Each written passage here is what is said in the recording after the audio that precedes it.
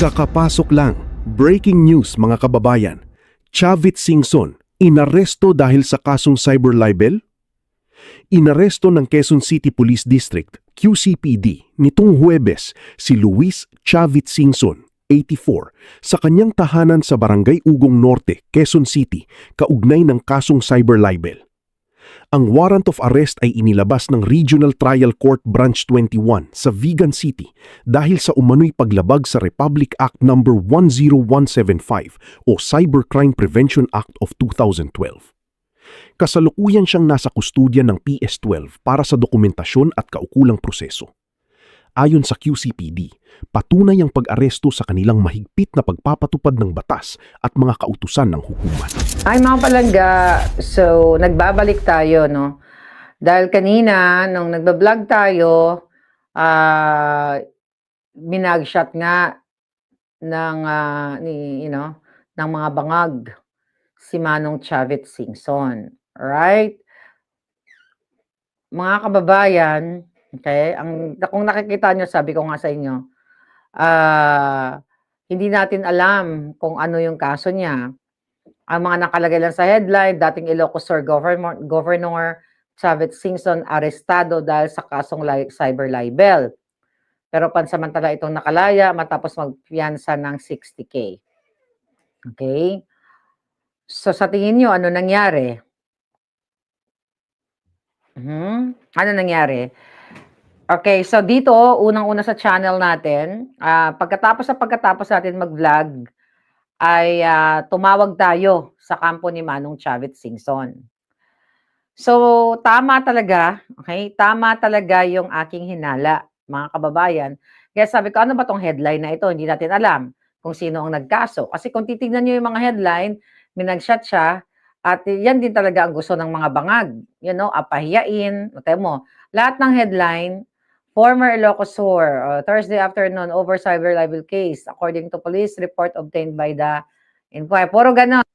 Minagshot, ganyan-ganyan. Hinuli, hindi natin alam.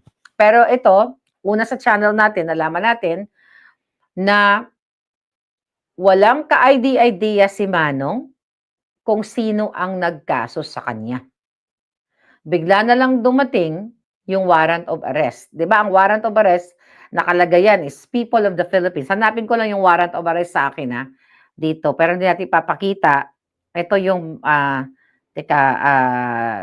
hanapin ko lang. Kasi para ano natin, warrant of arrest. Okay, warrant of arrest. So, ito. Ito yan. Warrant of arrest. Okay. Alright. Republic of the Philippines. Okay. Alright. So, mga kababayan, okay, ito. Ito, hawak ko yung warrant of arrest ko. Okay? So, yes, nag-bail na si Manong, nakauwi na siya sa kanyang bahay, at sinabi niya sa akin, ng kampo niya, ay badge of honor yun, Maharlika. Alam mo naman, parang ikaw. Ano? Ang tagal-tagal mo na laban kay Bangag. Sabi niya, pareho na tayo. Sabi ganon. Okay? So, ngayon mga palangga, ayun na nga, nakausap natin yung kampo ni Manong. Hindi naman siya malungkot. Mukhang happy lang. Alright? Pero ang sinasabi nga niya, wala siyang kaalam-alam kung sino ang nagkaso sa kanya. Kaya sinabi ko kanina sa inyo, di ba? Sinabi ko sa inyo kanina, kasi nga, nagsasalta siya about sa pagiging addict ni Marcos Jr. Pero meron na raw siyang, meron na siyang pinagdududahan, okay? Pero hindi natin pwedeng sabihin. Meron siyang pinagdududahan kung sino yung nagkaso sa kanya. Ayan nyo siyang ma-interview. Okay? Later, I don't know, magpapa-interview siya. Pero ito, mga kababayan, kasi ito, meron akong e-warrant. Okay? Alam niyo yun, di ba? May e-warrant ako. Ito, criminal case number, chuchu. Ayan, cyber libel din ako, Manong, Welcome to the club. Manong, welcome to the club. Nakita niyo yan, May cyber libel ako palaga. Ayan, Kaya kung nandiyan ako, mag-shot na rin ako. It's really a badge of honor. Yes, si Lisa Tanas yan. Ayan, papakita ko lang sa inyo. The people of the Philippines. Okay, plaintiff versus Maharlika Boljaquera, Claire Contreras. Ayan, Ngayon, itong warrant of arrest na to, hindi ito ibinalita. Yung sa akin muna, hindi ito ibinalita ng mga periodiko sa atin. Kaya ko to nalaman na may warrant of arrest ako. Syempre meron din tayong mga galamay dyan na mga matitino, okay? Na mga kapulisan, kasi sabi ko, pakicheck mo nga yung pangalan ko, baka tambak-tambak na yung warrant of arrest ko. Okay? True enough. I think I have like more than 4 na warrant of arrest, mga kababayan, na hindi ko alam talaga kung sino ang nagkaso sa akin. Kasi dito, sa ano na to, dito sa warrant of arrest na to, nakalagay dito, People of the Philippines, plaintiff, ayan, versus Maharlika Boljaquera, nakalagay dyan. Warrant of arrest to any officer of the law, you are hereby command to arrest. Ayan, no, to arrest. Arestuhin. Arestuhin si Palangga, ayan, no. To arrest, ayun pangalan ko. Oh, dapat nauna pa ako na mag-shot ng mga putang inang yan. Tinamnan ako ng kaso dyan. To arrest Claire Contreras, alias Maharlika, Chucho, Boljaquera, sabi dito, who is said to be found at number 19, Dr. Sixto Antonio, pati address fabricated. Naalala niyo to? Hindi ako nakatira sa never ako tumira sa sa Pasig. Number 19, Sixto Antonio Avenue, Rosario City, Pasig. Nag-check-in lang tayo sa Pasig. Pero hindi tayo tumira, hindi to kay Taerna, iba to. Pero si Taerna ang una, yes, directores ang nagpasimula ng number 19. 'Di ba? Pinapuntahan ko pa yan sa number 19, Dr. Sixto. Ito yung ginawa nila sa akin noon, 2023. No, wait a minute. 2022 pa lang ako, kinasuhan na ako ni Lisa Tanas, through Taerna. Ako ang unang-una nilang imamagshot. And now si Manong Chavit. Sabi ko nga kanina, ako si PRRD, si Senator Bato, Diyos ko, mga bros ko yan. Okay? Kinidnap si Manong Chavit na Manong Chavit yan. Di ba? Alam nyo naman yan. Chavit is Chavit Singson. Pero wala siyang kaalam-alam. Kasi hindi naman niya alam siguro. Isinikreto nga. Alright? Yeah, sabi ni Derek, may best na babae na nag-interview sa Pasig noon to confirm. Oo, alam niyo yun, hindi naman ako nakatira sa Pasig. Kahit sinong kakilala ko, never ako tumira sa Pasig. So, ito ang fabricated crime. Tanim kaso ito. So, yun, nakausap nga natin yung kampo ni Manong. Ang sabi ko, alam ba to? Alam nyo ba ito na darating? Ganyan-ganyan. Hindi, wala silang kaalam-alam. Kaya nga sa akin mga palangga, kung may kakilala kayo, i-check pa minsan-minsan, i-check nyo yung pangalan ninyo sa online. I-warrant ito Kasi aareston lahat ng magsasalta. Sabi ko nga, this is martial law 2.0. Pero maganda minsan yung ginagalit nila yung taong bayan. Galitin si Chavit, galitin nyo si Sara, galitin nyo lahat. Lahat, makasakali. Yun na pag nakita ng tao at nag-fed up na yung taong bayan, ay matatapos na ito. Vindicated na naman si Maharlika. Dahil nga, ako ang una na nagbuwis ng alindog sa mga hayop ng Lisa Tanas. Okay? Umamin na sa akin. Okay? Umamin yung dalawang nagkaso sa akin. Na si Lisa Tanas ang nag-utos sa mga tao para mag-file ng case. Kasi hindi sila makafile sa amin Na sila, like Lisa Tanas, na filean niya ako na defamation or cyber libel na siya ay addict, siya ay kawatan, siya ay kidnapper. Okay? Kasi maglalaban kami sa korte. Kamo si Cathy Binag. Cathy, check mo yung pangalan mo, baka ikaw nasusunod. Dahil di ba? Na sinabi namin, addict shot, authentication. Kaya sila gumagamit ng ibang tao. I don't know, I hope malaman natin. Sa ngayong moment na ito, hindi pa alam ni Manong Chavit kung sino talagang tarpulano ang nagkaso sa kanya. Kasi wala namang nakalagay dito Ito, ang ano ko, ba't Manong sa'yo 60,000 ang ano mo, ang what you call it, yung bond mo, yung bail mo. Ako 48,000, ang dami niyan. Ayan, 48,000. Isang kaso pa lang yan. Okay? Hindi ko pa recently hindi ko pa napacheck kung may mga kaso na may mga warrant of arrest. Ito sabi ko sa inyo Directores yung kay Kiko Matching at saka yung kay Sharonita, hindi sila nag-file ng case. Nag-request lang sila nun sa DOJ na ipatanggal yung mga Facebook page ko. Okay, yun lang ang gusto nila. Pero hindi sila nag-file ng case. Hindi ko alam, natakot. O baka wala pa si Lisa Tanas sa buhay nila kasi noon na siyempre nanghinaing din sila sa pera, napupunta sila sa Amerika, di ba? Nanganay sila sa pera na milyon-milyon, si Lisa Tanas kumukuha ng pera sa Kaban ng Bayan. So, nangyayari yun kay Manong Chavit Singson, para sa kaalaman nyo, sa kapapasok lang, nakauwi na po siya ng bahay, okay naman siya, ang daming tumatawag sa kanya, parang hotline yung telepono niya, ang daming nagmamahal sa kanya. Then, hindi niya alam nga kung sino nagkaso sa kanya, pero ako, even kanina sinasabi ko, ano na naman yan? Tanim kaso na gawa-gawa ni Lisa Tanas. Lahat tayo tatamnan. But in fairness, si Ka Eric at saka si Jason na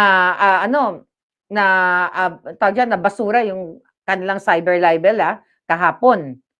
At yung mga kasama pang sinampahan. Hindi ko alam kung ano nakain ni Bonjing Remulla. 'Di ba? Mabuti ginawa mo yung tama na walang kang nakitang prima facie evidence according to you sa ombudsman.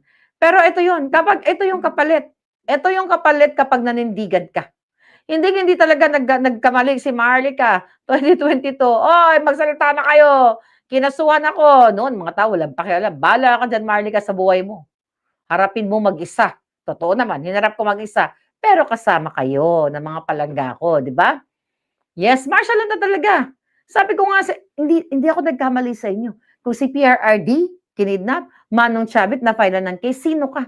Hindi ka natin alam yung mga baka marami pang mga nadampot na hindi nga lang ganun kakilala, na ngayon nagdudusa o nakakulong dahil walang pang piyansa. Okay? So, yun ngayon, mga kababayan, talagang ang mga putang ina, yung mga tumanggap ng mali-maleta, ayan, malaya sila.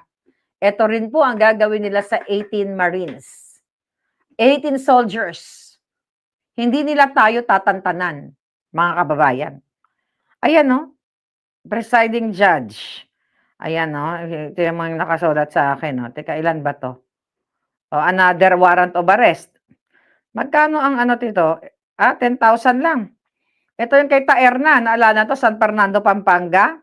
Ito may ang warrant of arrest, ayan number 966 to, ano to?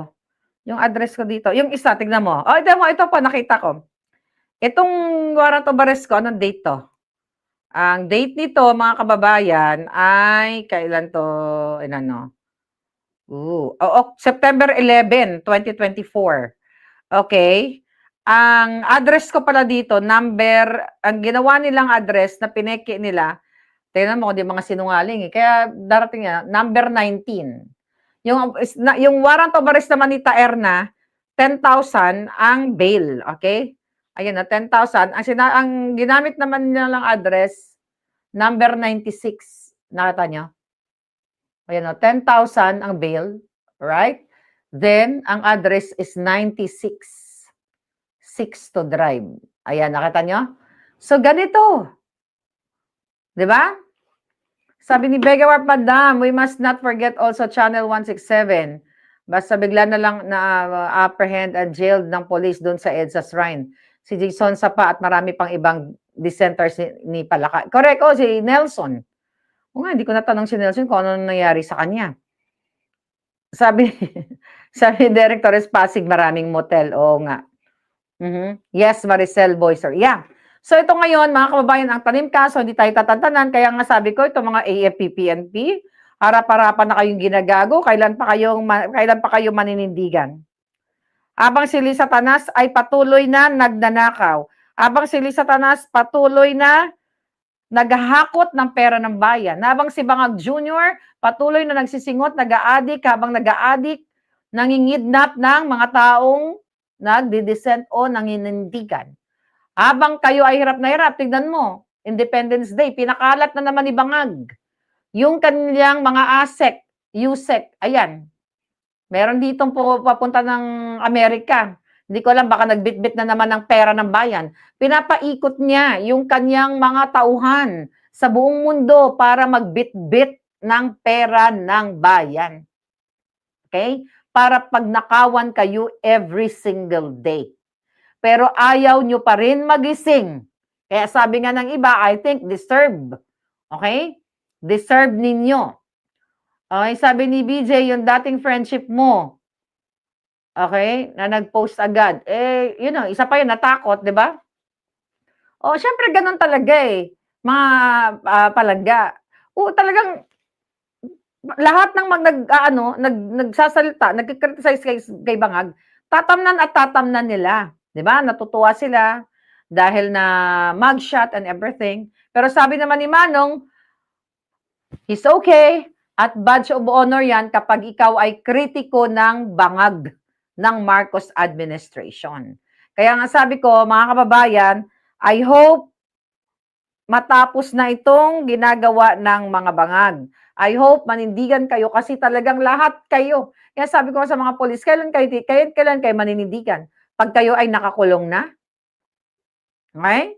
Pag kayo ay namatay na ang inyong mga anak dahil sa kapalpakan ng katulad ng Ateneo, katulad ng mga eskwelahan, mga palpak, kapag na-recruit na ang inyong mga anak ng mga makakaliwang grupo, yan ba? Ano to? Si Baldwin daw. Baldwin sa candlelight video para sa biktima. Nagsama-samang Ateneo community sa sinasagawang memorial candlelight at mass para sa yumaong student. Nahagip sa Facebook Live ng Ateneo University Coach Tab Baldwin na nakita sa, hanggang magdasal-dasal na lang, alam ninyo? Kung nanonood kayo, sabi ko, ng mga crime stories, yung mga suspect, yung mga gumawa ng karumal-dumal, nandoon pa, mag-iiyak-iyak pa kunyari.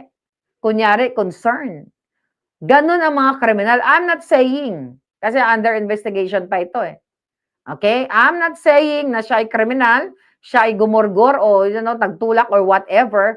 Pero kasi sabi dito sa balita, syempre, di ba, nahagip ng camera. Okay, sa candle lighting, ikaw, grabe, nandun yung coach, ganyan-ganyan, nakibahagi, nakidalamhati.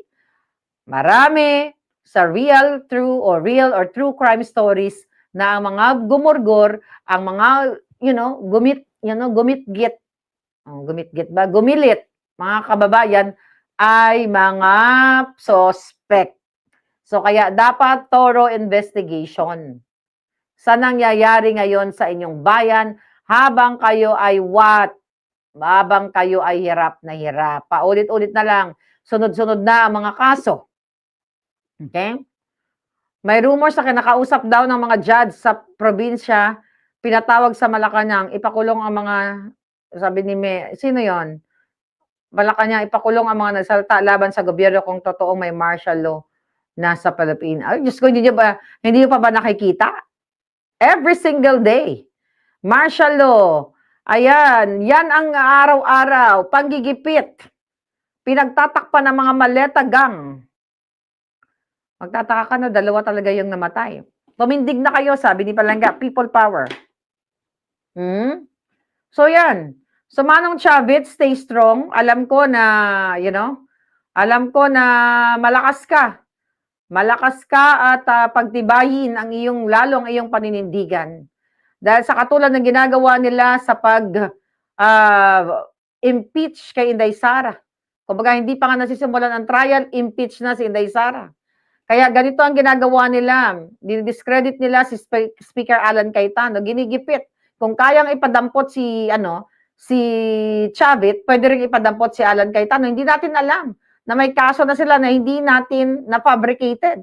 Hindi natin alam soon dahil hindi pa officially talaga or harap-harapan na sinasabi nila si Joel Villanueva babaliktad o kung sino man para magkaroon talaga sila ng finality, na magkaroon sila ng 13 na bilang para maagaw nila constitutionally ang Senate presidency. Pero even though na hindi pa wala silang bilang, ay nilalagay nila sa kaisipan ng tao, binubudol nila ang tao na ang 12 na quorum is okay lang. O 12 na senador ay valid para magkaroon ng quorum. So, pwede talagang madampot sino? Si Senator Marcoleta, susunod nila? Si Joel Villanueva? Sino pa? Si Chis Escudero, hindi na yan madadampot. Kasi bumaliktad na. Sino pa ang susunod nilang dadamputin para totally ma-eliminate nila ang mga gusto nilang i-eliminate. Kasi gusto nga nila talagang i-impeach si Inday Sara. Well, sa kabila ng ganitong mga pagigipit, mataas pa rin ang trust rating. Si Inday Sara pa rin ang sinisigaw ng taong bayan, majority ng taong bayan. Based sa latest survey, si Inday Sara pa rin. Kaya ito ang ginagawa ni Bangag. Kasi yung negative niya, dapat nga wala na siya. Right, Jake Yaut? Dapat wala na siya. Sana lang kumilos na yung taong bayan. Mga palangga, it's been like, what, 4 years, 92, 93, 92, 2022, 23, 24, 25, 26. July, ano na kita ngayon, June, okay? Magpo 4 years na ako nagnangak-ngak dito. July, August pa lang nagsasalta na ako. It's been 4 years. Pinaabot nyo pa ng 4 years, pinaabot nyo pang mag-kidnap si Pierre, pinaabot nyo pang mamagshot si Jason sa mamagshot si Chavit, mamagshot yung mga, kalaban nila. 'Di ba? Kalaban nila sa politiko.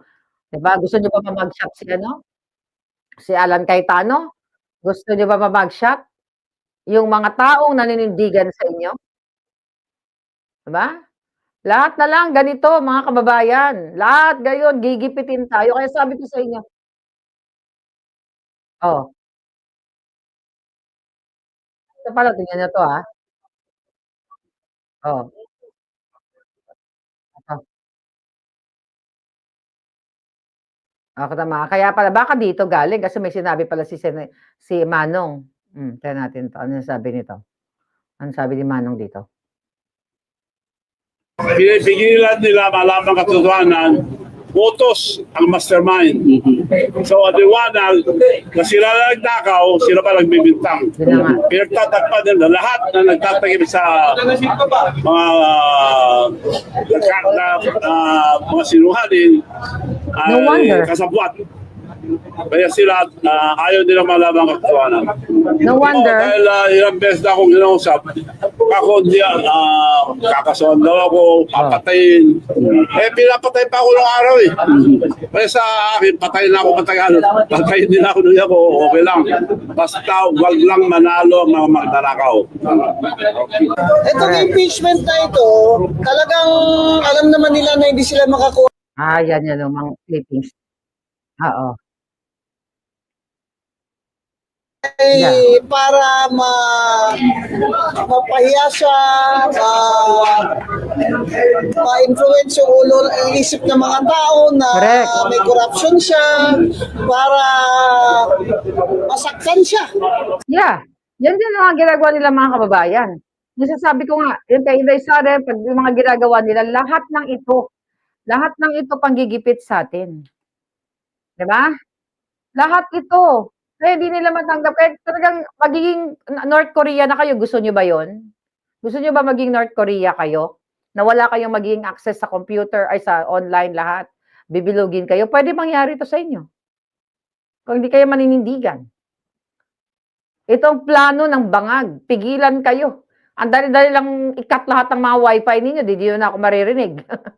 Gusto niyo ba yon? Pag hindi kayo maninindigan, pwede mangyari sa inyo ang North Korea, mga kababayan, na pigilin kayo lahat at sasambahin niyo si Bangag at magkakaroon kayo ng kalendaryo ng mga picture sa bawat bahay ninyo kahit ayaw niyo sa itsura ni Bangag, 'di ba? At ang kahayupan ni Satanas, baka ipabatas pa nila later on yan na lahat ng picture ng first Bangag family ilalagay sa loob ng bahay ninyo. Sinimula na nila noon, noong 1980s, bago pa mag-martial law. Diba? Na ang pamilyang mga magnanakaw, through calendar, through what, diba? Sino yung mas matanda sa akin? Nilalagay yung mukha ni Bangag, nilalagay sa mga pintuan, sa kung saan-saan. Ginagawa na parang, parang Diyos. Yeah? Ito na ngayon. Kung hindi kayo maninindigan, North Korea ang bagsak talaga natin dyan. Ibig sabihin, North Korea ang magiging, ang magiging kalalabasan ninyo. Dahil nga yung mga powerful na tao na may kayang ipagtanggol ang kanilang sarili, katulad ni Chavit Singson, kayang tamnan ang kamuwang-muwang. Kung kakasuhan nila, tingnan mo, pati media tahimik, anong ibig sabihin yan? Ibig sabihin ng mga media kasabwat. Ba't sila tahimik? Wala man lang nag-leak? big personality. Chavit is Chavit Singson. Bakit nila sinekreto? Para mamagshot nila si Chavit Singson. Para matakot kayo. Matakot tayong lahat. Okay? Sabi ko nga sa kampo ni Manong, alam mo Manong, kung nandiyan ako, nauna ako nagka-mugshot. 2022 pa.